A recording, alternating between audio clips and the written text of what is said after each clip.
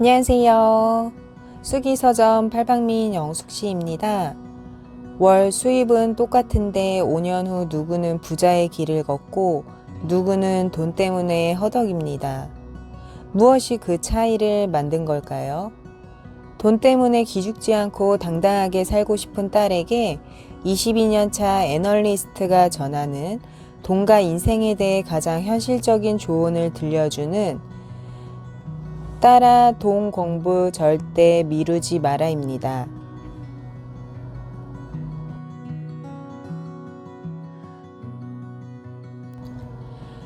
내가 아무리 돈에 휘둘리고 싶지 않다고 해도 철저히 대비해 놓지 않으면 어느 날 갑자기 형편을 확 조여와 순식간에 내 삶을 뒤흔들어 놓습니다. 돈에 휘둘리고 싶지 않다면 피치 못할 사고가 생겨도 재정적으로 쪼들리지 않게 자산을 관리해야 합니다. 이때 가장 중요한 게 재정적인 안정감입니다. 안정감을 가진 사람들은 새로운 것을 시도하는 데 주저함이 없습니다.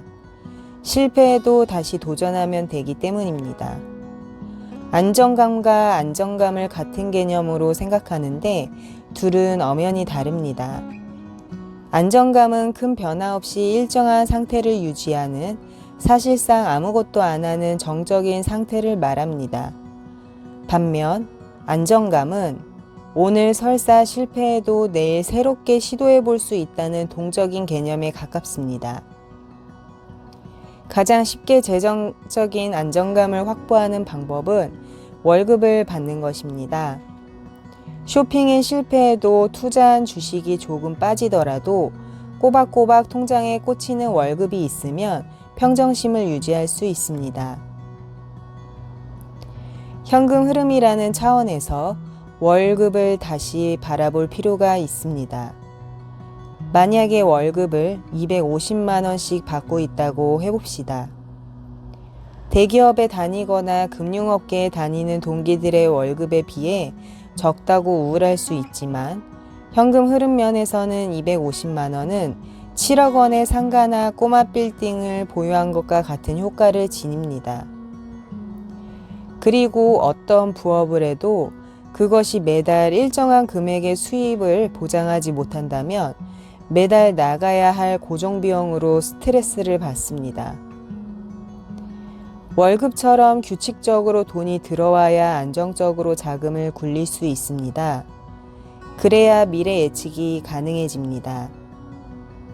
월급이 있어야 계획을 세우고 통제 가능해져 안정감을 가질 수 있게 해줍니다. 월급이 경제적 자유의 기초가 됨을 명심해야 합니다. 사람은 같은 금액이라고 열심히 일해서 번 돈과 우연히 얻은 돈의 가치를 동일하게 여기지 않습니다. 이를 심적 회계라고 합니다.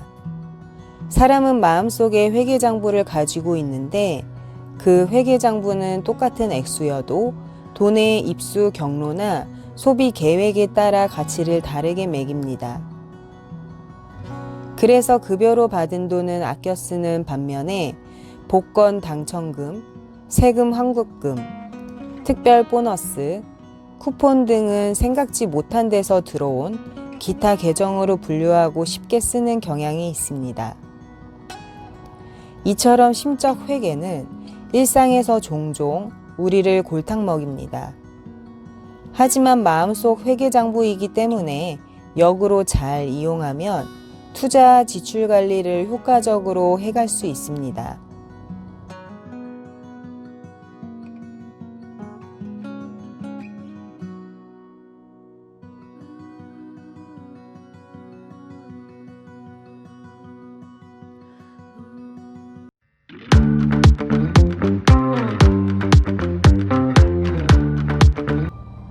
부자들은 신중하고 이상할이 많지 의심이 많습니다. 어떤 상품이든 거의 병적인 수준으로 묻고 또 묻는 것은 기본이고 철저하게 확인한 다음에도 100% 투자하는 법이 없습니다. 어떤 일이 일어날지 알 수 없는 것이 세상살이이기 때문에 만약을 대비해서 현금을 남겨두고 리스크에 대비하는 것이 온몸에 체화되어 있는 겁니다. 모건 하우절은 돈을 관리함에 있어서는 밤잠을 설치지 않고 안심할 수 있는 방법을 찾아야 한다고 강조했습니다. 이 선택이 내가 밤에 잘 자는 데 도움이 될까? 라고 스스로에게 묻는 것은 모든 금융의사 결정에서 최고의 이정표가 될 수 있습니다. 실제로 이 방법이 미래 수익률을 평균보다 3분의 1 더 낮다고 가정해야 더 많은 돈을 모은다고 합니다. 워런 버핏 또한 2008년 버크셔 해서웨이 주주들에게 다음과 같이 말했습니다. 저는 언제나 충분한 정도 이상의 현금을 가지고 버크셔 해서웨이를 경영하겠다고 신용평가 기관과 나 자신에게 맹세해 왔습니다. 설사 이윤을 더 낼 가능성이 있다고 하더라도 저는 단 하루라도 밤잠을 설치는 선택은 하지 않을 겁니다. 그러니 돈을 날리고 싶지 않다면 스스로에게 물어보세요. 이 투자로 내가 밤잠을 설치지 않을까? 그러면 아마도 현명한 선택을 할 수 있게 될 겁니다.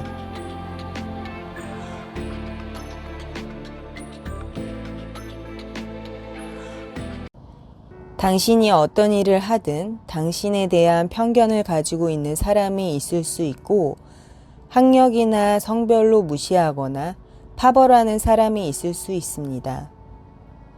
하지만 그것에 번번이 무너지지 않았으면 좋겠습니다.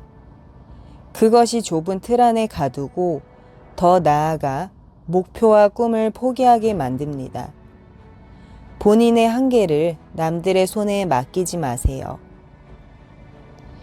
정말 할 수 없을지 아니면 해낼 수 있는 일인지는 아무도 모릅니다. 심지어 자신도 모를 수 있습니다. 그러니 편견에 가득한 시선으로 바라보는 사람들 때문에 주눅들어 괜히 다른 사람의 인생을 흉내내지 마세요. 남들이 뭐라 하든 상관없이 부지런히 자신의 실력을 갈고 닦아 결과로 보여줍니다. 그럼 당신을 못마땅하게 생각하는 사람들도 당신의 손을 잡을 겁니다. 만약 그렇지 않더라도 상관없습니다. 어떤 일을 잘 해냈다는 성취감이 자존감을 높여줄 것이고 더 강해질 겁니다. 그리고 알게 될 겁니다. 다른 사람을 흉내내려 애쓰지 않아도 그냥 나의 방식으로 충분히 성공할 수 있다는 사실을 말입니다.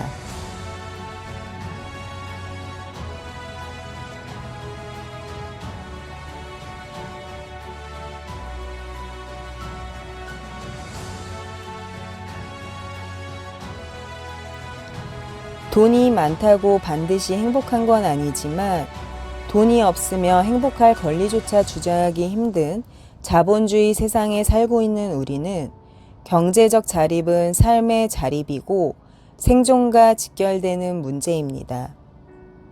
부불 3대라고 하여 부자는 3대를 넘기지 못한다는 말이 있습니다.